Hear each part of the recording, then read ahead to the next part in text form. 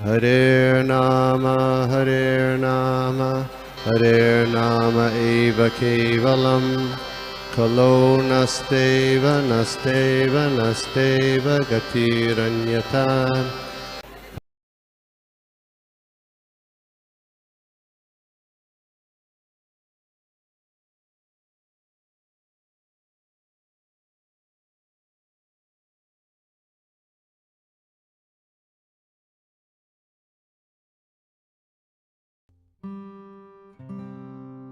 हरे कृष्णा प्रभु जी, माता जी, सभी को चरणों में दंडवत प्रणाम। तो ये मुझे आज हम श्लोक ले रहे हैं स्कंद 3, 23 नंबर अध्याय और 57 नंबर श्लोक। बहुत ही अच्छा ये भागवतम का चल रहा है, इसके वजह आज हमको चर्चा करनी है। ताहम भगवतो नूनम वंचिता मायया दृढ़म यत्त्वां विमुक्तिदं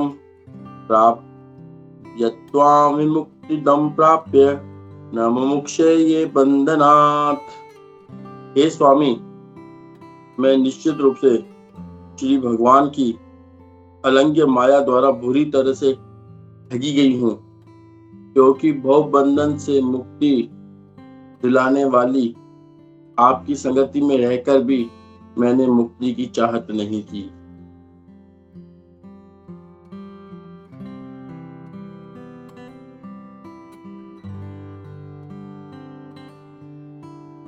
तो वो आवाज आ रहा है ना मेरा उधर? जी प्रभु। तो ये श्लोक बहुत ही महत्वपूर्ण श्लोक है, और भागवतम के तो देखा जाए तो प्रत्येक श्लोक ही बहुत महत्वपूर्ण है ना। और भागवतम श्रवणकर्ता को, व्यक्ति को, प्रत्येक श्रवणकर्ता को ये देखना चाहिए कि जो भी श्लोक आ रहा है उसको अपने से रिलेटेड करना चाहिए कि ये श्लोक मेरे लिए है। जैसे अर्जुन के जितने भी प्रश्न थे वो अर्जुन के नहीं थे, वो तो मुक्त जीव थे, लेकिन उन्होंने हमारे लिए पूछे, है ना। तो वैसे ठीक भागवतम में जो भी श्लोक आता है ना, तो उसको अपने को खुद के ऊपर लेना चाहिए कि हाँ, ये देखो श्लोक मेरे लिए दिया गया है। अरे देखो, ये स्थिति में अगर मैं ऐसा होता तो यहाँ पे मेरे साथ इतना, मतलब जो चीज माइनस में है उसको अपने लिए लेना चाहिए। जो अच्छे भक्त के गुण है उनको सोचना चाहिए हम ऐसा कब बनेंगे ना। और अपने आप को भागवतम पढ़ते समय या भगवद गीता पढ़ते समय या भक्तों के मध्य, जब भी हम भक्तों के मध्य जाते हैं, चाहे ऑनलाइन हो चाहे ऑफलाइन हो चाहे कैसा भी हो, तो अपने आप को मतलब बहुत तुच्छ मानना चाहिए, मतलब बहुत ज्यादा हल्का मानना चाहिए। और जो सामने वाला हो, चाहे वो हमसे भले बाद में आया, उसको श्रेष्ठ मानना चाहिए।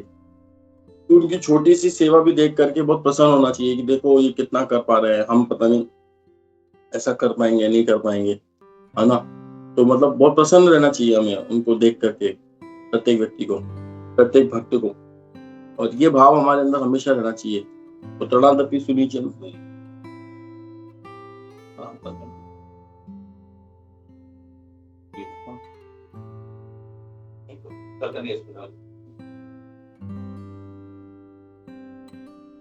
तो प्रत्येक व्यक्ति को, प्रत्येक भक्त को जो इस्कॉन से जुड़ा हुआ है या जो भगवत कृष्ण भावनामृत से जुड़ा हुआ है, उसको व्यक्ति को अपने आप को बिल्कुल थोड़ा सा ऐसा मानना चाहिए कि प्रणादपि सुनीचन तब का वो हमारे अंदर रहना चाहिए ना। अपने आप को बड़ा नहीं मानना चाहिए। और जब भी मंदिर में या कभी भक्तों के सभा के मध्य अगर हम जाते हैं, तो अपने आप को बहुत हल्का ऐसा महसूस करना चाहिए कि अरे देखो, जो मेरे से सामने वाला व्यक्ति कितना श्रेष्ठ है, वो सेवा कर रहा है, वो कितनी बढ़िया सेवा कर रहा है, कितनी अच्छी सेवा कर रहा है। और अपनी सेवा को नहीं गिनना चाहिए, उनकी अपनी बड़ी सेवा को भी नहीं गिनना चाहिए, और सामने वाले की छोटी सेवा को बहुत बड़े के रूप में देखना चाहिए। ये भगवान का ये स्वभाव है, और ये स्वभाव हमारे अंदर डेवलप करना चाहिए, तभी हम प्रचार कर पाएंगे आगे से। भगवान का ये स्वभाव बहुत अच्छा स्वभाव है। भगवान का ये स्वभाव है कि वो मतलब खुद तो इतना करते रहते हैं, हमारे लिए करते रहते हैं, लेकिन भक्त थोड़ा सा भी करता है ना, राई के बराबर भी सेवा करता है, तो भगवान उसको पहाड़ के जैसा देखते हैं, और तभी देखो वो भगवान है। और भगवान के हम अंश हैं, तो हमारे अंदर भी वही स्वभाव होना चाहिए। हम उनके क्वालिटी में हम उनके जैसे ही हैं, क्वांटिटी में नहीं है, लेकिन क्वालिटी में हमारे अंदर वही है। तो वो जब हम वो जो करेंगे ना, ये ऐसा स्वभाव जब हम डेवलप करेंगे अपना, तो पूरे संसार को जीत पाएंगे। शिला प्रभुपाद जी ने पूरे संसार को देखो जीता है ना, पूरा संसार शिला प्रभुपाद जी पूरे संसार पे शिला प्रभुपाद जी देखो राज कर रहे हैं, उन सबके हृदय पे शिला प्रभुपाद जी राज करते हैं ना। तो ऐसे ही एक भक्त को होना चाहिए। और शिला प्रभुपाद जी के शिष्यों ने भी देखो उनकी तरह करके दिखाया। आज शिला प्रभुपाद जी के शिष्यों को भी देखो तो पूरा विश्व भी देखो तो उनके हृदय पे राज कर रहा है ना। तो ठीक है, उसी तरीके से हमको भी उस अनुगमन करना चाहिए, हमें भी उनके पथों पर कि किस तरीके से उन्होंने वो क्वालिटी मेंटेन की, हम भी उन क्वालिटी को मेंटेन करें। और ये सब इसका जो मूल उद्देश्य है ना, जो ये जो आज का जो श्लोक है, ये जो भागवतम का जो उद्देश्य है, जो भगवत गीता का उद्देश्य है, यहाँ तक कि अगर हम सूक्ष्म रूप से देखें कि हमारा इस्कॉन आने का उद्देश्य क्या है, इस्कॉन आने का या भक्तों की सभा में जाने का, ये प्रतिदिन जाने का, हमारा केवल एक ही उद्देश्य है कि किसी तरीके से ये जो हमारा चंचल मन है ना, इसको हम मतलब कंट्रोल कर सकें, जिसको हम सदैव अपने साथ लेके जहाँ जाते हैं उसको साथ अपने लेके जाते हैं, साथ लेके चलते हैं, रात को साथ बिठा के सोते हैं, है ना। तो ये इसको हम कैसे कंट्रोल करें, इसको कैसे हम उचित दिशा में लेके जाएं, है ना। क्योंकि देखो कई बार कई व्यक्तियों के पास सब कुछ ऐश्वर्य है, पैसा भी है, बहुत अच्छा सा पैसा है, 6 ऐश्वर्यवान व्यक्ति, कई में किसी व्यक्ति में बहुत ज्यादा गुण है कंट्रोल करने का, है ना, तो वो नेता का काम करता है। लेकिन अगर उसका मन उसके बस में नहीं है, कोई बहुत व्यक्ति पैसे वाला है, उसका मन उसके बस में नहीं है ना, कोई व्यक्ति बहुत ज्यादा खूबसूरत है या कोई उस युवती बहुत ज्यादा खूबसूरत है, अगर उसका मन उसके बस में नहीं है, तो वो व्यक्ति के पास जितना कुछ भी है ना, वो सब जीरो हो जाता है, मतलब उसकी कोई वैल्यू नहीं रह जाती जब तक उसका मन उसके कंट्रोल में नहीं है। और हम देखते हैं बड़े से बड़े साधु संत देखते हैं या शिला प्रभुपाद जी देखते हैं, तो शिला प्रभुपाद जी के पास क्या था, उनका मन कंट्रोल था और भगवान की सेवा में था उनका मन, और उन्होंने पूरी दुनिया को जीत लिया, है ना। तो हमारे पास सब कुछ है, लेकिन अगर हमारा मन कंट्रोल नहीं है तो हमारा जीवन बेकार है, हमारा जीवन बेकार है। हम मतलब इस्कॉन में आकर के भी अपना टाइम वेस्ट कर रहे हैं, अगर हमारा मन थोड़ा सा भी कंट्रोल नहीं हुआ है। और आज भी अगर हम इतनी बड़े संस्था में जुड़ करके भी और अपना उद्देश्य को भूल करके, अगर हम अपना जो मेन उद्देश्य है उसको भूल करके अगर हम आज भी उन्हीं चीजों में लगे हुए हैं, इन चीजों में,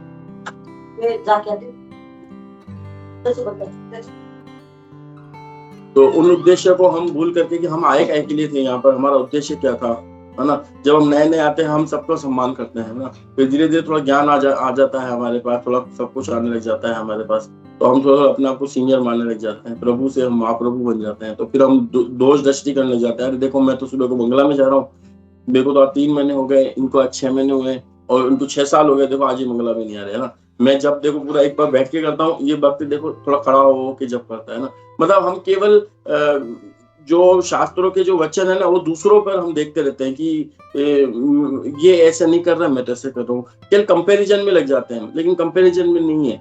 अगर आप 7.20 नंबर का श्लोक देखोगे भगवत गीता का, नहीं 18वें अध्याय का, उस 18वें अध्याय का एक श्लोक है, अभी उस पर चर्चा करेंगे। वो बताते हैं कि अपनी सामर्थ्य के अनुसार हमें अपने कर्म में रह, अपने स्थान में रह करके, जिस भी स्थान में हम हैं उस अपने कर्मों को निभाते हुए भगवान की पूर्ण पुरुषोत्तम भगवान की सेवा करनी चाहिए। यही हमारा उद्देश्य होना चाहिए कि किस भगवान ने यहाँ पे सबकी परिस्थितियां अलग अलग बनाई है ना। तो आज का देखो ये श्लोक कितना अच्छा है, और प्रत्येक भक्त को ये सोचना चाहिए कि ये श्लोक मेरे लिए ही है ना। हे स्वामी, मैं निश्चित रूप से श्री भगवान की अलंघ्य माया द्वारा बुरी तरह से ठगी गई हूँ, बुरी तरीके से ठगी गई हूँ, है ना, क्योंकि भवबंधन से मुक्ति दिलाने वाली आपकी संगति में रहकर भी मैंने मुक्ति की चाहत नहीं की, है ना।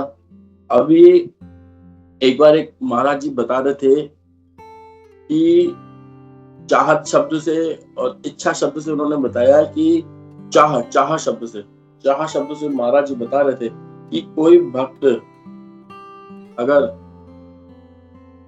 ये चाह कर ले कि मुझे कल से माला जप करनी है, कल से मुझे 16 माला जप करनी है, अभी उसने की नहीं है, उसने प्रवचन सुना है, केवल उसने इच्छा रखी है, ये आध्यात्मिक इच्छा रखी है उसने, ये शिला प्रभुपाद जी के मोमेंट में आकर के उसके मन में ये इच्छा आई है कि कल से मैं भी माला जप करूंगा, 16 भी नहीं, कल से मैं माला जप करूंगा, कल से मैं भी माला जप करूंगा। पर उसने ये इच्छा रखी, अभी माला हाथ में उठाई नहीं है, अभी उसने चाह की है। इतने पर भी महाराज जी बता रहे थे कि स्वर्ग के राजा इंद्र जो इतने वहां पे ऐश्वर्य हैं, वो इंद्र देवता इंद्र अपने हाथ में माला लेके खड़े रहते हैं कि उस भक्त ने इच्छा कर ली है माला करने की, आज नहीं तो कल करेगा, कल नहीं तो परसों करेगा, और करेगा तो वो मुक्त होगा, और मुक्त होगा तो इसी रास्ते से निकलेगा, और इसी रास्ते से निकलेगा तो मैं उसका सम्मान करूंगा। मतलब भक्त की ये महिमा बताएगी। केवल अगर उसने ये थोड़ी सी भी इच्छा अगर अपने अंदर चाह उत्पन्न कर ली कि मुझे भक्ति करनी है, मुझे माला जप करना है ना, तो वो मुक्ति का बन जाता है। तो आज हम देखो इस पर कैसे चर्चा करते हैं और हम कैसे इसको ये समझेंगे। प्रत्येक भक्त को यहाँ पर ये समझना चाहिए कि जो श्लोक है ये मेरे लिए है, बिल्कुल मेरे लिए ही है, और मैं ही बुरी तरह से माया के द्वारा ठगा गया हूँ, पूरी दुनिया मुक्त है, के लिए मैं ही बच गया हूँ। जैसे मान लो कई बार जैसे भी कोरोना आया था तो मतलब इंजेक्शन लग रहे थे, सबको वैक्सीन लग रहे थे, तो आस पड़ोस से हम बात कर रहे, आपके लग गया, हाँ मेरे तो लग गया, यार मैं तो रह गया, तो हमको लग रहा था हम कैसे रह जाए, सबके तो लग रहा है हम कैसे रह जाए, सबके तो लग रहा है हम कैसे रह जाए, हमको भी लगना चाहिए, हम भी इस बीमारी से बचना चाहते हैं, हमको भी लगना चाहिए, हम भी लाइन लगाएंगे, हम भी सुबह को जल्दी जाएंगे, हम भी जहाँ होगा वहां पर जाकर लगवाएंगे, है ना। तो ये प्रत्येक व्यक्ति के मन में उस वक्त ये भाव आ गया था कि ये वैक्सीन हमको लगना चाहिए, वैक्सीन हमें लगना चाहिए, सबके लग रहा है मैं कैसे रह गया, सबके लग रहा है मैं कैसे रह गया। तो ठीक वैसे ही ये श्लोक पढ़ करके हमारे मन में ये आना चाहिए कि सब तो मुक्त होते जा रहे हैं। देखो इस्कॉन में जितने भक्त जुड़े, मेरे साथ जुड़े, देखो सब मुक्त होते जा रहे हैं, क्योंकि प्रत्येक व्यक्ति को खुद के हृदय की सबको बात पता रहती है कि मैं अंदर से कितना कमजोर हूँ। बाहर से हो सकता है कि सामने वाला व्यक्ति उसको कितना सम्मान दे रहा हो, लेकिन प्रत्येक व्यक्ति को खुद के हृदय की पता है कि मैं यहाँ पर कमजोर हूँ, और उस कमजोरी ही मुझे वो माया मेरे को अटैक करेगी उस कमजोरी पर ही, और जिसकी वजह से मैं रह जाऊंगा, और मैं रह जाऊंगा तो सब निकल जाएंगे। तो ये व्यक्ति के अंदर ये भाव आना चाहिए ना। तो आज हम ये नहीं समझ करके ये माता देवती कह रही है, ये हम समझेंगे कि हे स्वामी, मैं निश्चित रूप से श्री भगवान के अलंघ्य माया द्वारा बुरी तरह से ठगी गई हूँ, क्योंकि भव बंधन से मुक्ति दिलाने वाली आपकी संगति में रहकर मैंने मुक्ति की चाहत नहीं की। हम तात्पर्य पढ़ेंगे, बहुत अच्छा है तात्पर्य भाई A.C. भक्ति वेदांत स्वामी श्री प्रभुपाद जी के द्वारा। बुद्धिमान मनुष्य को चाहिए कि सु अवसर का लाभ उठाए। पहला अवसर मनुष्य जीवन है। देखो प्रभुपाद जी के एक एक शब्द को देखो, यहाँ पर कितना तरीके से लिख रहे हो, कितनी सरलता से लिख रहे हैं। बुद्धिमान मनुष्य को चाहिए कि सु अवसर का लाभ उठाए, पहला अवसर मनुष्य जीवन है। तो यहाँ पर हमको ये लेके चलना चाहिए कि ये श्लोक मेरे लिए, मैं 3 बार पहले ही बोल चुका हूँ, तो वैसे ये श्लोक हमारे लिए है, पर्सनली मेरे मतलब अपने लिए है। ये सोचकर जब हम पढ़ेंगे ना तो बहुत अच्छा लगेगा। बुद्धिमान मनुष्य को चाहिए कि सु अवसर का लाभ उठाए, पहला अवसर मनुष्य जीवन है। देखो हमको मनुष्य का जीवन का मिला है। और दूसरा अवसर ऐसे अनुकूल जन्म में ग्रहण करना जहाँ आत्मज्ञान का अनुशीलन हो सके, यानी कि हमको ऐसा परिवार भी मिल चुका है जहाँ पर हम कोई हमारे ऊपर हिरण्यकशिपु जैसा हमारे ऊपर पिता नहीं बैठा है कि जो हमको भक्ति करने से रोके। हम फिर भी वेल सेटल्ड घर में है, ठीक है, थोड़ा 19-20 होगा, लेकिन हम फिर भी भक्ति कर सकते हैं। कोई हमको रोक टोक नहीं है, कोई ऐसी कंट्री में नहीं है कि हम बाहर माला भी जप नहीं कर सके, या किसी भगवान की स्तुति नहीं कर सके, या हरे कृष्ण कीर्तन नहीं कर सके, ऐसी कंट्री में नहीं है। हमको कंट्री भी अनुकूल मिली है, हमारी फैमिली भी अनुकूल है ना, और हमको मनुष्य जन्म भी मिला है। और यह ग्रहण करना, अनुकूल जन्म ग्रहण करना आत्मज्ञान का अनुशीलन हो सके, यह अत्यंत दुर्लभ है। किंतु सबसे बड़ा अवसर है साधु पुरुष की संगति प्राप्त होना। मतलब कि अगर मान लो व्यक्ति को मनुष्य जन्म मिल गया और अच्छी फैमिली मिल गई है ना, और अनुकूल जन्म में मिल गया, कहीं ऐसा कोई कंट्री नहीं है, ऐसा कोई पिता नहीं है जो हमको बिल्कुल भक्ति करने से रोक रहा है ना। अभी एक फिल्म आ रही है, आप सब लोग जाओगे, और हम भी सब लोग यहाँ पे प्लानिंग कर चुके हैं, हम जाएंगे इस रविवार को, 100+ लोग जा रहे हैं, थिएटर बुक करा के आए। तो उसमें हमको पता चलेगा प्रहलाद महाराज को कितनी बुरी, हमने आजकल तक सुना था, लेकिन जब इसको मैंने ट्रेलर देखा तो इतना अच्छा लगा कि प्रहलाद महाराज को कितने कष्ट हुए हैं, और हम ये सुनने में और देखने में जो उन्होंने बनाई है बहुत शानदार है। तो किस तरीके से हमको वैसा जीवन नहीं मिला है ना, तो कैसा है देखो। किंतु सबसे साधु पुरुष की संगति का प्राप्त होना, और साधु पुरुष की संगति भी हमें प्राप्त हो चुकी है। ये हमारे लिए है कि हमको साधु पुरुष की संगति, मेरे लिए किंतु साधु पुरुष की संगति प्राप्त हो चुकी है। श्रील प्रभुपाद जी का हमको संगति प्राप्त हो चुकी है। फिर उनके जो शुद्ध भक्त हैं, उनके जो शिष्य हैं, उनकी संगति हमें प्राप्त हो चुकी है ना। देवती को इसका आभास था कि वे एक सम्राट की पुत्री है, वह पर्याप्त शिक्षित और संस्कृत भी थी, और अंत में उसे परम साधु महान योगी कर्दम मुनिपति के रूप में प्राप्त हुए, है ना। इतने पर भी उसे भवबंधन से मुक्ति न मिल पाए, तो अवश्य ही वह दुर्लंघ्य माया द्वारा ठगी गई है। तो हमको सारी सुविधाएं मिल चुकी हैं, हम भी इस्कॉन से जुड़ चुके हैं, प्रभुपाद जी के मूवमेंट से जुड़ चुके हैं। प्रभुपाद जैसे दादा और उनके शिष्य जैसे हमें पिता, है ना, इतनी अच्छी फैमिली, भक्तों का संग मिल चुका है। और अगर आज भी अगर हमारे मन में भगवान श्री कृष्ण के चरण के प्रति वो प्रेम नहीं आ पा रहा है, या वो चाह नहीं आ पा रही है, उस यशोदा नंदन, देवकी नंदन के चरणों में हमारा मन नहीं लग पा रहा है, तो 100% हम भगवान की माया द्वारा ठगे जा रहे हैं। वास्तव में ये माया सबों को ठग रही है। देखो श्रील प्रभुपाद जी कह रहे हैं, वास्तव में ये माया सबों को ठग रही है। और सबसे ज्यादा अगर देखो इसमें, जब लोग वरदान प्राप्त करने के लिए काली या दुर्गा के रूप में भौतिक शक्ति की माया की पूजा करते हैं, तो वे ये नहीं जानते कि वास्तव में क्या कर रहे हैं, है ना। अब यहाँ पर एक चीज हमें समझनी रहेगी, वो बहुत इंपॉर्टेंट रहेगी, कि यहाँ पर श्रील प्रभुपाद जी ये कहना चाह रहे हैं कि जो लोग भगवान की भक्ति न करके और देवी देवताओं का पूजन कर रहे हैं, तो वो निश्चय ठगे जा रहे हैं।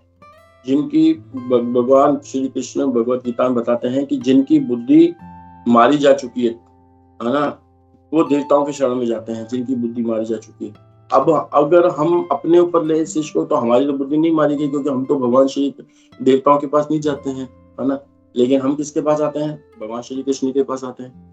और यहाँ पर जब आते हैं तो यानी कि माया हमको नहीं ठग रही, तो यहाँ पर माया हमारे ऊपर ज्यादा अटैक करती है, या ज्यादा हमको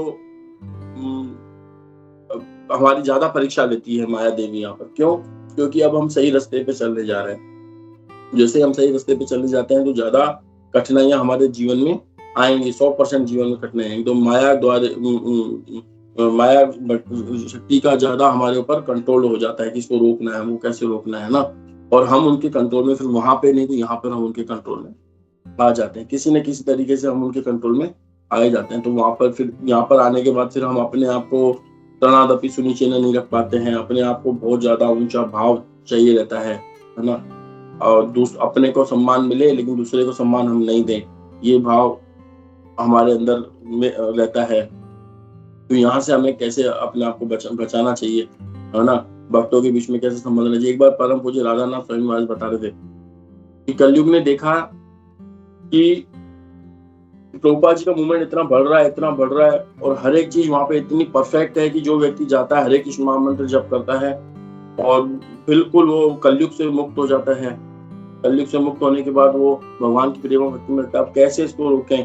क्योंकि देखो, जो भी कॉम्पिटिटर होगा ना पास में, जो 2 दुकानें जिनकी चलती रहेंगी, एक की अच्छी चलेगी तो दूसरा वाला सोचेगा ये थोड़े ग्राहक तो मेरे पास भी सारे उधर जा रहे हैं, तो कैसे काम चलेगा। वो अपना भी ऐसा नहीं शांति से बैठा रहेगा, चलो ठीक है उसकी दुकान बढ़िया चल रही है, सारे लोग उधर जा रहे हैं और ना मेरे पास तो ग्राहक नहीं आ रहा, चलो ठीक है मैं दूसरी लाइन चेंज करता हूँ या मेरी शटर डाउन करता हूँ, मैं चला जाता हूँ। नहीं, वो अपनी लड़ाई लड़ेगा, वो अपनी तरीके से प्रचार करेगा, अपना नया स्टॉक लेके आएगा, 2 आदमी बाहर रखेगा, बुलाएगा, यहाँ आओ मेरे पास सस्ते का माल और सस्ते में है, सामने वाले की 100 रुपए की तो मेरी 90 की है, तुम मेरे पास आओ। वो अपने आप का प्रयास करेगा, जो अच्छा व्यापारी होगा वो प्रयास करेगा, वो ये हारेगा नहीं। व्यापार का मतलब ये होता है कि हमको नए नए तरीके से व्यापार को बढ़ावा देना है, प्रचार के माध्यम से बढ़ावा देना है, नया स्टॉक रखना है। जैसे आजकल माताओं को रखने लग गए, जॉब पर पहले माताएं नहीं जाती थी, अब देखने लग गए कि अब एक व्यक्ति ने किसी व्यक्ति ने ऐसा कोई सिस्टम निकाला होगा कि चलो माताओं को जॉब पे रखते हैं तो लोग थोड़ा ज्यादा आकर्षित होकर के आएंगे। तो ये एक नया तरीका किसी ने निकाला होगा, मतलब किसी ने किसी की बुद्धि चली होगी। तो आजकल देखो सब जगह पेट्रोल पंप पे वो उनकी चल गई, वो चीज वो चल गई, तो वो किसी ने निकाली, तो ठीक वैसे ही तो उन्होंने नया कुछ चला दिया। तो इसी तरीके से जो कलयुग है, कलयुग भी हम ये नहीं सोच सकते कि कलयुग अभी कहेगा अरे यार तो प्रभुपाद जी का मूवमेंट आ गया, अब हमें चलो शांति से बैठ जाता हूँ। नहीं, वो अपना कार्य करेगा, हर व्यक्ति अपना कार्य कर रहा है, लेकिन अपना कार्य करते हुए हमको उत्तम सत्य। तो वैसे ही भगवान की बहिरंगा शक्ति भी कार्य कर रही है और भगवान की अंतरंगा शक्ति भी कार्य कर रही है। डिपेंड हमारे ऊपर करता है कि हम किसके आकर्षण में जाते हैं। सारा खेल हमारा है और हमारे मन का खेल है, और किसी तीसरे की इसमें कोई रोल नहीं है। तो यहाँ पे देखो बताया कि वास्तव में इस सब माया को ठग रही। जब लोग वरदान प्राप्त करने के लिए देवी काली या दुर्गा रूप में भौतिक शक्ति माया की पूजा करते हैं, तो वे नहीं जानते होते कि वास्तव में क्या कर रहे हैं। वे याचना करते हैं, माँ मुझे धन दो, मुझे अच्छी पत्नी दो, मुझे यश दो, मुझे सफलता दो, किंतु माया देवी या दुर्गा देवी के ये भक्त ये नहीं जानते कि वे उस देवी द्वारा ठगे जा रहे हैं। मतलब हम देवी देवताओं के पास जाकर के उनसे जो भी कुछ मांगते हैं तो हम उनके द्वारा ही ठगे जाते हैं। और यहाँ तक कि भगवान श्री कृष्ण भी कई बार हमें ठगने का प्रयास करते हैं, वो भक्ति नहीं देते हैं। शास्त्रों में लिखा मैंने पढ़ा था, और अभी 2 दिन पहले भी मैंने कहीं शास्त्र में पढ़ा था कि जितनी भी भौतिक उपलब्धियां है ना, वो भगवान विष्णु की एक हुकोटी मात्र से सब ध्वस्त हो जाता है। भगवान विष्णु, कृष्ण भी नहीं, विष्णु, भगवान कृष्ण में से पता नहीं कितने विष्णु निकलते हैं। अगर वो विष्णु अपनी एक हुकोटी हिला देना तो सारी की सारी भौतिक सृष्टि खत्म हो जाए। और जो भौतिक सृष्टि विष्णु खत्म कर सकते हैं उसी के पीछे हम प्रयास कर रहे हैं। देखो, हम उसी को चीज को ढूंढने का प्रयास कर रहे हैं, है ना। और हम निश्चित ही माया द्वारा ठगे जा रहे हैं, निश्चित ही माया द्वारा ठगे जा रहे हैं, क्योंकि हम देवी देवताओं के पास जाकर के किसी भी चीज की प्रार्थना करते हैं कि हमें ये दो, हमें वो दो, हमें ये दो, हमें वो दो, तो हम निश्चित रूप से ठगे जा रहे हैं। और भगवान भी उसमें खुश रहते हैं, क्योंकि भगवान को पता है कि अहम भक्त पराधीना, मैं भक्त के पराधीन हूँ। तो भक्ति नहीं देंगे, वो सब कुछ दे देंगे, वो सब कुछ दे देंगे, लेकिन भक्ति नहीं देंगे। एक बार मैं परम पूज्य जयप्रकाश स्वामी महाराज का प्रवचन सुन रहा था, तो वो बता रहे थे कि जब भक्ति लता बीज जब निकलती है हृदय में, जब गुरुदेव हमको बीज देते हैं हृदय के अंदर, और जब हम श्रवण कीर्तन से इसको सींचते हैं, तो जब ये निकलती है भक्ति की लता, जब बाहर निकलती है, तो वो पूरे ब्रह्मांड से होती हुई निकलती है। तो पूरे ब्रह्मांड में उसको यहाँ वहां न देख करके, स्वर्ग से नहीं, उसको स्वर्ग में ऐश्वर्य से उसको आकर्षित नहीं होना है। फिर आके सारे जितने तपोलोक हैं, ब्रह्मलोक है, यहाँ से होते हुए ब्रह्म ज्योति से होते हुए आगे भगवान श्री कृष्ण, राधा कृष्ण के चरण कमलों में जाकर ही उसको स्टॉप होना, उससे पहले उसको स्टॉप नहीं होने का है। तो उसी तरीके से हमको हमारा जो उद्देश्य है इसमें, जो भक्ति का, उसको लेकर के चलना चाहिए, न कि हमें ये देवी देवताओं के पास जाकर के उनसे ये कुछ हमें मांगना चाहिए। भौतिक उपलब्धि कोई उपलब्धि नहीं गिनी जाती, क्योंकि भौतिक वरदानों में ये जो मोहित होता जाता है, त्यों वह बंधता चला जाता है, और उसकी मुक्ति का प्रश्न ही नहीं उठता। मनुष्य को इतना बुद्धिमान तो होना ही चाहिए कि आत्मबोध के लिए अपनी संपत्ति का किस प्रकार उपयोग करे। यही कर्म योग या ज्ञान योग कहलाता है। हमारे पास जो भी हो उसे परम पुरुष की सेवा के लिए उपयोग में लाना चाहिए। भगवत गीता में उपदेश दिया गया है, स्वकर्मणा तमभिचार्य। मनुष्य को चाहिए कि अपने दंड आने से वह पूर्ण पुरुषोत्तम भगवान की पूजा करने का प्रयत्न करे। भगवान की सेवा करने के अनेक प्रकार है, और कोई भी व्यक्ति अपनी सामर्थ्य पर भगवान की सेवा कर सकता है। अब हम इसमें 2-3 चीजें हम पर और चर्चा करेंगे। एक तो 7वें पॉइंट का 14वें नंबर श्लोक जो है भगवत गीता का,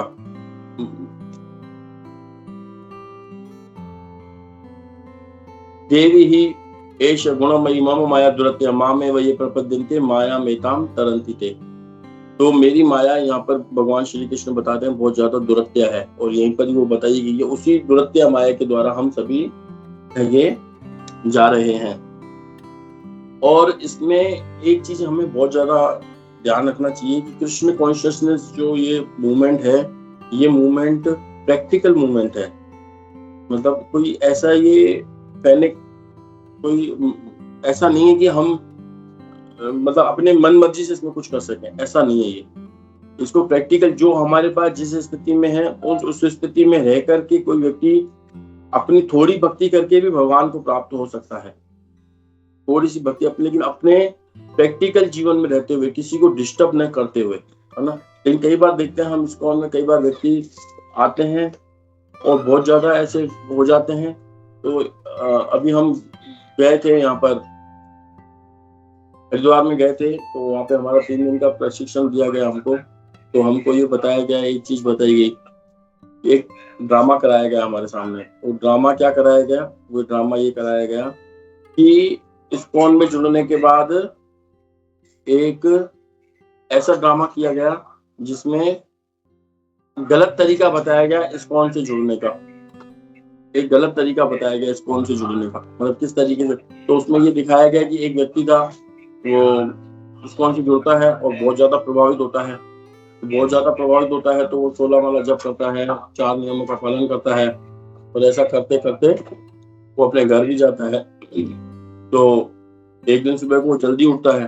सुबह को जल्दी उठने के बाद वो अपनी घरवाली को बोलता है, उठो, 4 बज गए, ब्रह्म मुहूर्त का टाइम हो गया है, अभी तक सो रही हो, ये सोने का टाइम नहीं है, ये उठने का टाइम है, उठो फटाफट। ऐसे करके उसको उठाता है। मतलब ड्रामा करके दिखाया था, बहुत सुंदर ड्रामा था। तो वो मतलब एक पुरुष दूसरे पुरुष को ही मतलब माता बनाया गया था। वो दूसरे पुरुष के ऊपर से वो बजाई उड़ा देता है, उठ फटाफट, तेरे को पता नहीं है सुबह का 4 बज गए, तेरे को नहाना है, नहा करके तेरे को माला कर, चल मंगला आरती करनी है अपन को। तो वो चिल्लाती है कि तेरे को करना है तो तू कर, मेरे को क्यों बोल रहा है करने के लिए, मैं नहीं करूंगी, तेरे को जो करना है कर। तो उसको बोलता है तू नहीं करेगी तो देख मैं तेरे को मारूंगा। तो बोला तू मेरे को मारेगा तो मैं चिल्लाऊंगी। तो वो ऐसे बोलता है तो वो चिल्लाना चालू कर देती है, ओ देखो देखो ये क्या कर रहा है, ये क्या कर रहा है, ये क्या कर रहा है। जब सुबह पहले चिल्लाती तो पड़ोसी कुछ लोग इकट्ठे होकर आ जाते हैं। तो उसमें से कोई एक व्यक्ति ना मतलब पुलिस को फोन कर देता है, तो कुछ पुलिस वाले भी आ जाते हैं। तो मतलब ऐसा घर का माहौल बन जाता है भक्ति के नाम पर। तो वो ऐसे करके दिखाया गया है कि हमको फैनेटिस्ट नहीं होना चाहिए हमको इस चीज में, और हमको बिल्कुल प्रैक्टिकल तरीके से बिल्कुल तरीके से हमको प्रचार करना चाहिए, और अपने जीवन में अपनी यथाशक्ति हमें धीरे धीरे आगे बढ़ना चाहिए। ऐसा नहीं कि हमारे पास है कुछ नहीं और दिखाने के लिए हम बहुत ज्यादा ऐसे कर रहे हैं कि हम तो ऐसा है, हम तो ऐसा है, हम तो ऐसा।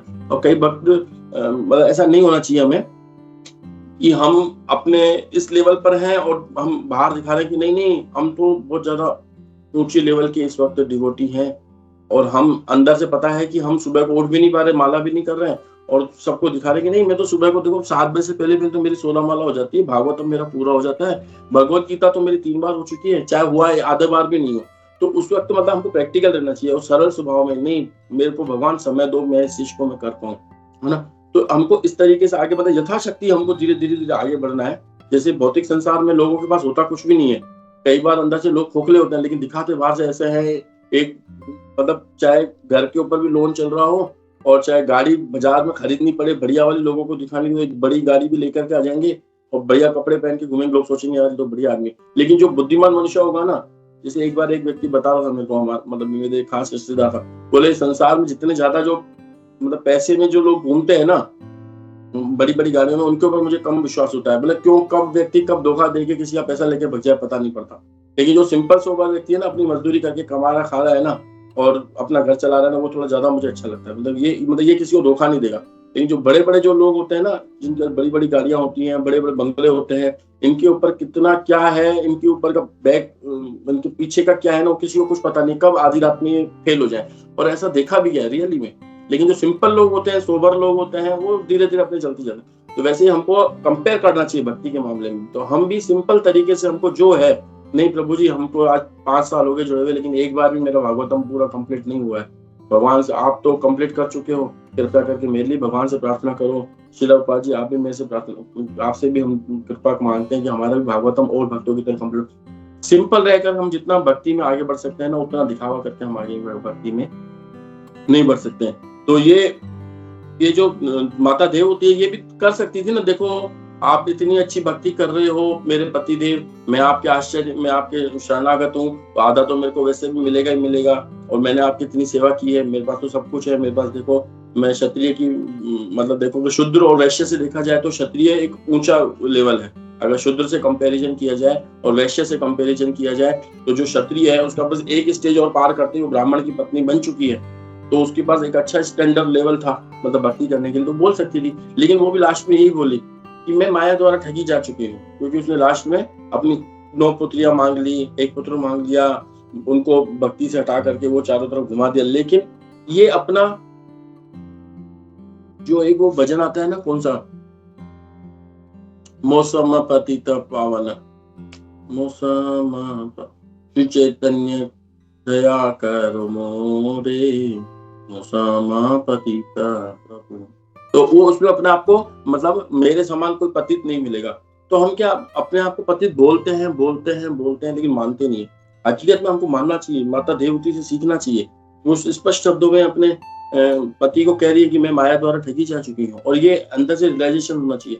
तो इसीलिए हमको प्रतिदिन तो श्रील प्रभुपाद जी के सामने, अपने गुरुदेव के सामने ये प्रार्थना करनी चाहिए हमें कि हम भी माया द्वारा ठगे जा रहे हैं, हमको बचाओ, हमको बचाओ। श्रीलौपा जी भी प्रार्थना किया करते थे कि एक बार श्रीलौपा जी ने एक प्रवचन में बोला था ऐसा कि मेरे को माया टच नहीं कर सकती है। फिर दूसरे दिन यस देखो प्रभु जी ने शेयर भी कर दिया, श्री कृष्ण चैतन्य प्रभु दया करो मोरे, तुम बिन की दयालु जगत संसार, पतित पावना हेतु तव अवतार, मुसम पतित प्रभु न पाई बेहार। मतलब ये चैतन्य महाप्रभु के लिए कह रहे हैं कि पतित पावन के लिए आपका अवतार हुआ है, और पतित पावन में मौसम, अगर आपका अवतार पतित पावन के लिए हुआ है तो सबसे ज्यादा पतित पावन मैं हूँ, तो मेरा उद्धार सबसे पहले आप करो। तो हमारे अंदर भी ये होना चाहिए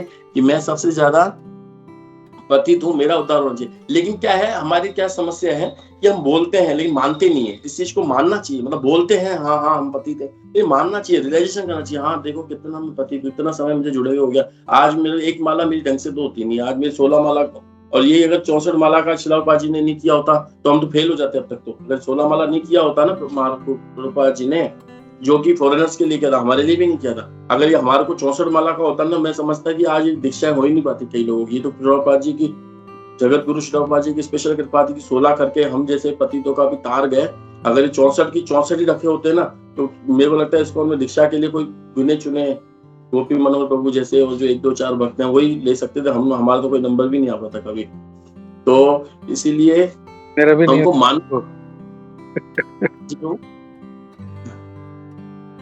64 वाला मेरा भी नहीं होता। तो मतलब ये कृपा है कि स्पेशल कि हमको, मतलब कि यहाँ पर बैठ के हम प्रवचन दे रहे हैं, या हम एक दीक्षा जुड़ चुके हैं, एक अंटी माला चोला माला लेके चल रहे हैं, ये मतलब एक मान लो ये कृपा है हमारे ऊपर। नहीं तो ये ऐसा नहीं है कि मतलब ये बहुत सरल चीज थी, मिल गई, बहुत मुश्किल से मिलती थी, लेकिन श्रीलौपा जी की स्पेशल कृपा थी, तो सबको उन्होंने ये मंडवा दिया, चोटी रखवा दी, ये माला कर दिया। नो डाउट जो भी लोग किसी भी भाव से माला कर रहे हैं उनका मतलब प्रगति तो हो रही है, कुछ ना कुछ पहले से तो बेहतर है, लेकिन कितनी स्पीड में होनी चाहिए वो हमको थोड़ा सा यहाँ पर एनालिसिस करते रहना चाहिए। कि एक बार एक महाराज जी बता रहे थे कि वो जब जुड़े थे ना, वो 1 साल के अंदर श्रीलौपा जी की सारी पुस्तकें पढ़ के खत्म कर दी थी उन्होंने। राम पता नहीं कौन से महाराज जी आए थे, फॉरेनर थे, मैं नाम भूल जाता हूँ प्रभु जी आजकल, पता नहीं क्या हो गया। तो वो महाराज जी बता रहे थे कि मैंने 1 साल में जब प्रभुपाद जी के मूवमेंट से जुड़ा था ना, 1 साल के अंदर मैंने पूरी पुस्तकें करके खत्म कर दी थी। मैंने कहा यार कितना मतलब ग्रेट ये है कि मतलब 1 साल के अंदर श्रीलौपा जी की सारी पुस्तकें पढ़ ली। वाह, हम कब ऐसे कर पाएंगे? हमारा तो अभी भागवत भी कंप्लीट नहीं हो पाता है, आधा यहाँ से आधा वहां से, ठीक है पूरा थोड़ा बहुत नॉलेज है, लेकिन कब हो पाएगा पता नहीं। तो एक छोटी सी स्टोरी आती है, वो स्टोरी मैं आपको बताता हूँ कि किस तरीके से एक बार क्या होता है, एक दो गांव में 2 भक्त लोग व्यक्ति थे, साधारण इंसान थे। तो वो 2 व्यक्ति रहते हैं, तो दोनों व्यक्ति गरीब रहते हैं, बिल्कुल है ना, दोनों व्यक्ति गरीब रहते हैं। तो एक व्यक्ति के मन में आता है, एक व्यक्ति के घर पे एक गुरु आता है, गुरु आता है तो वो गुरु की बहुत आते हैं, तो ट्रेन से लेने भी जाते हैं, और उनको अच्छी सी गाड़ी में लेकर के भी आते हैं, लेकर के आते हैं। तो घर गर्मी का टाइम था, तो घर पे आकर उसको ठंडे ठंडे पानी से नहलाते भी हैं, नहलाने के बाद उनके ऊपर साफ कपड़े देते हैं पहनने के लिए, तौलिया उलिया देते हैं, पंखे के टाइम नहीं था तो 2-4 लोगों को खड़ा कर दिया, तुम महाराज जी के आगे पंखा करो, और बढ़िया बढ़िया उनके लिए प्रसाद बना के आते हैं। तो 2-3 दिन वो गुरुजी उधर रहते हैं, गुरुदेव काफी प्रसन्न होते हैं और आशीर्वाद देके जाते हैं। तो पहले ही गुरु यही आशीर्वाद देते थे, तुम्हारी संपत्ति अच्छी बनी रहे, तुम बढ़िया लो। तो वो धीरे धीरे वो व्यक्ति, गुरु का ऐसा आशीर्वाद हुआ कि वो व्यक्ति धीरे धीरे पैसे में बढ़ने लगा, क्योंकि उसने गुरु जी हृदय से उसने सेवा की, तो वो सेवा करने लगा, वो पैसे में बढ़ने लगा। वो दूसरा दोस्त देखे कि यार ये मतलब ये एकदम से कैसे पैसे वाला हो गया, यार मैं तो इतना पैसे वाला हुआ नहीं हूँ, मेरे साथ तो ये ठेले पे दाल मोट बेचता था, और आज ये इतना पैसे वाला कैसे हो गया, इसे पूछते पता लगाते हैं। तो उसने उससे पूछा, भाई बोले मेरा क्या है, मैं कैसे हम इतना हो सकता था। तो हमारे गुरुजी जो हमारे घर पर आए, जो हमारे गुरुदेव जो हमारे घर पर आए, इनकी सेवा हमने की, इनके आशीर्वाद से आज सब बन गए, हमारा इसमें कुछ ही रोल नहीं है, बस गुरु की सेवा करने से बन गए। अब ये दूसरा व्यक्ति था, इसने देखा यार कोई मेरे जैसा रहा होगा, तो बोले कि ना मैं भी गुरु की सेवा करूंगा, मैं भी गुरु को बुलाऊंगा। अब इसने भी गुरु को इनविटेशन दिया, वहां पे गुरु अपनी इच्छा से आ रहे थे कि मैं आज आपके घर आऊंगा, और इन्होंने प्लानिंग की। अब यहाँ पर इसने क्या किया, गुरु को इन्विटेशन दिया कि आप आओ। अब वो गुरु भी आता है इनके पास। बोले ठीक है। गुरु को आते हैं तो ये भी गाड़ी में लेने जाते हैं। आते ही पहले गुरु को ये भी नहलाते हैं। तो तूने से उसने पूछ लिया तुमने क्या क्या किया? बोले मैंने कुछ नहीं किया, मैं तो गुरु को लेके आया, गाड़ी के अंदर बिठाया, ठंडे पानी से उनको नहलाया। नहलाने के बाद 4 लोगों को पंखा करने के लिए कह दिया, तो 4 लोगों ने पंखा कर दिया। फिर इतने में प्रसाद बन गया, उनको प्रसाद खिलाया। 2-3 दिन हमने सेवा की। गुरुदेव खुश हुए, आशीर्वाद देके चले गए। बोले ठीक है, तुम कल्याणकारी हो, तुम्हारा सब मंगल हो, ऐसे कह के चले गए। उस दिन से मेरा दिन बदलने लग गया और मैं भी आज अच्छा सा हो गया। तो बोले ठीक है, मैं भी ऐसी सेवा करूंगा। अब ये भी बुला के आए, गुरु को इन्विटेशन दिया, गुरु भी आ गया फटाफट चलते हुए तो आकर ये भी एसी वाली गाड़ी में उनको बिठा करके घर लिया। आते पहले फटाफट उनको ठंडे ठंडे पानी से नहलाया और 4 लोगों को बुला दिया, ले पंखा कर। गुरु मना करे जा रहा, नहीं नहीं नहीं। वो बोले नहीं मैं करूंगा, मेरे को ऐसे ही बताया गया। नहीं नहीं मैं ऐसे मत कर, अरे मैं ऐसे ही किया गया है।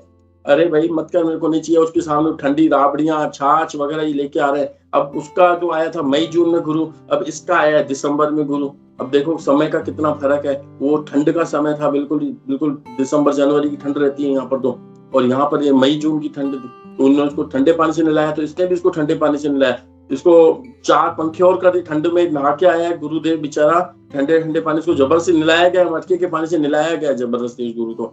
और उसके बाद 4 पंखे लोग लगा रहे, भाई गुरुदेव मना कर रहे हैं, मेरे को मत कर, मैं मर जाऊंगा। नहीं मरेगा कैसे, यही सेवा मेरे को बताई गई थी। और ऐसे उसको सेवा करते करते ठंडी छाछ राबड़ियां खिला करके उस गुरु का हरि बोल वहीं कर दिया उसने। तो ये हमको देखा देखी वाली सेवा करने में, ऐसा करने में हम कई बार गुरु की क्या अवधारणा है हमने देखते हैं। तो उसी तरीके से हमको किस तरीके से भगवान की सेवा करनी है वो हमें समझना चाहिए कि भगवान क्या चाहते क्या है हमसे, हमारे गुरुदेव हमसे चाहते क्या है, क्या वो जो चाह रहे हैं हम वो वैसा कर पा रहे हैं या नहीं कर पा रहे हैं। तो ठीक वैसे ही हमको इन चीजों से ही शिक्षा मिलती है। तो इसी के साथ मैं अपनी वाणी को यही विराम देता हूँ। और भी एडिशनल स्पीकर रहे होंगे, उनके भी काफी अच्छे यहाँ पे पॉइंट्स रहे होंगे, तो प्लीज शेयर कीजिए। हरे कृष्णा।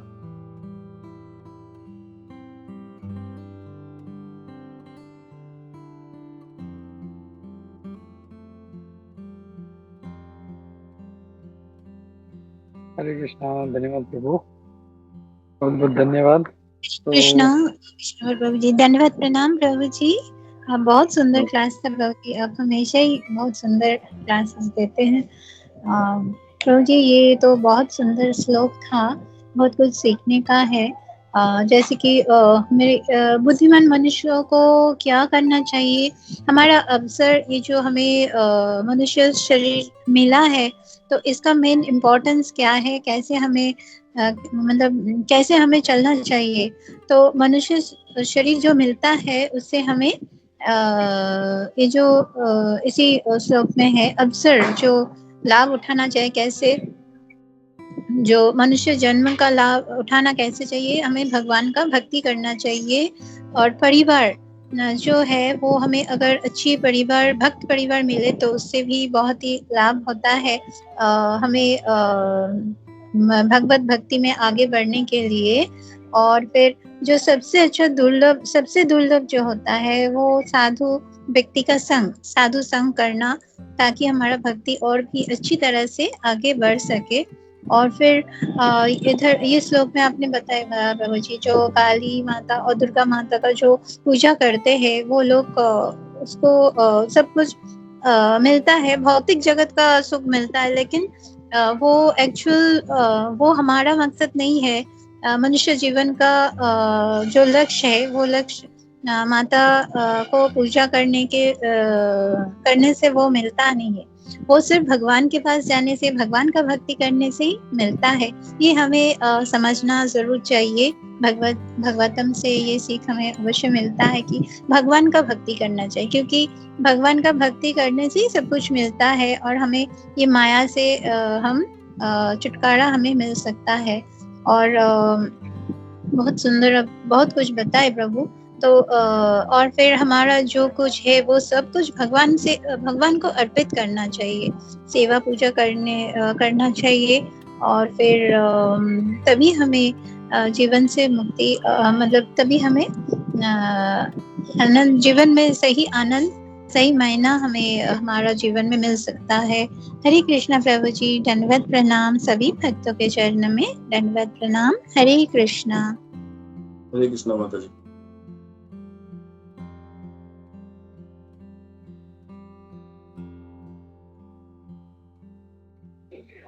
हरे कृष्णा। और किसी भक्त का कोई शंका, कोई टीका टिप्पणी? यस प्रभु। हरे कृष्णा प्रभु जी, दंडवत प्रणाम। थैंक्स फॉर द क्लास प्रभु जी। जो आपने बताया श्रील प्रभुपाद का, जो आप बता रहे थे कि उन्होंने कैसे अपने इंद्रियों पे कंट्रोल किया और सारे, बिकॉज श्रील प्रभुपाद को स्क्रिप्चर्स का प्रॉपर नॉलेज था। जैसा अभी नेक्टर ऑफ इंस्ट्रक्शन का एक पहला वर्ष है, वचो वेगम मनसा क्रोध वेगम जीवा वेगम उदरो वस्तु वेगम एतान विज्ञान्यो निसहेत धीरा सर्वम अपिमाम पृथ्वीम सशिष्य। तो इसका एकदम सिंपल सा मीनिंग है, a sober person who can tolerate others to speak, anger तो आपका आवाज मुझे मतलब थोड़ा सा ऐसे, यस प्रभु जी, ब्लूटूथ वगैरह लगा हुआ है, कुछ ऐसे आवाज सही नहीं आ रही। हाँ, एक्चुअली प्रभु जी मैं ट्रैवल कर रहा हूँ। अच्छा, अभी क्लियर है? ठीक है। हाँ, मैं प्रयास करता हूँ सुनने का। यस तो वो जो नेक्टर ऑफ इंस्ट्रक्शन का फर्स्ट वर्स है, वो यही एक्सप्लेन करता है कि the sober person who can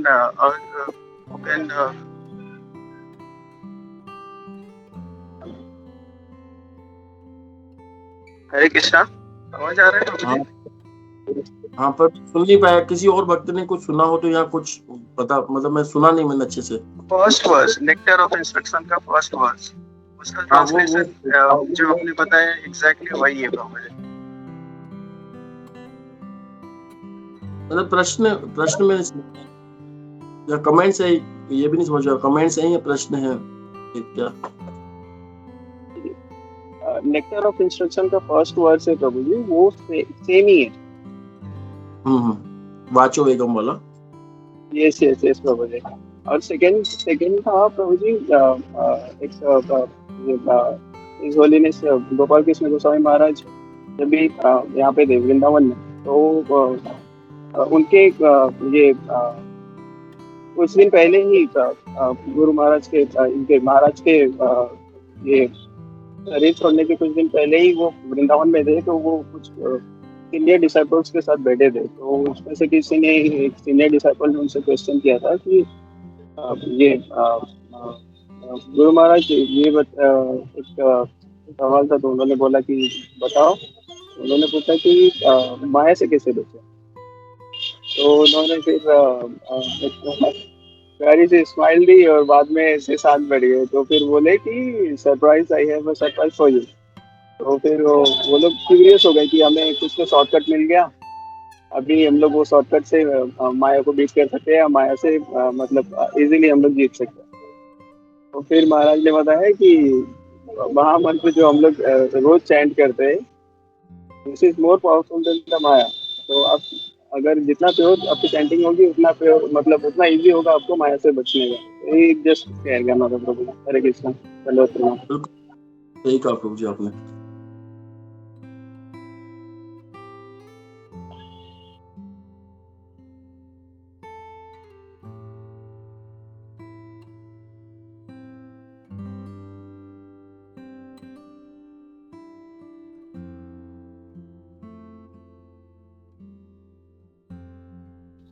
yes Prabhu. Prabhu okay हरे कृष्णा। बहुत बहुत धन्यवाद प्रभु जी, सुंदर प्रभु। और बहुत अच्छे से, बहुत अच्छा आज का जो श्लोक लिया, उदाहरण दिए इसमें सारे, बहुत बहुत अच्छा लगा सुन के। और इसमें ये भी कहा है कि भक्तों का संग का जो इम्पोर्टेंस है, कैसे मतलब देवती माता का जो विलाप यही हो रहा है कि मैंने आपका संग में रही जो मुक्ति दे सकता है, बट मैं उसको नहीं प्राप्त कर पाई। मैं मतलब मैंने उसको लग रहा है कि मैंने जस्ट अपना जो इतना महत्वपूर्ण संग था वो मैंने ऐसे ही वेस्ट कर दिया। तो इसमें 2 चीज़ है। एक चीज़ तो ये है कि हम लोगों को बहुत अच्छे से ये भक्तों का संग मिल रहा है, तो हम उसका लाभ लेना चाहिए।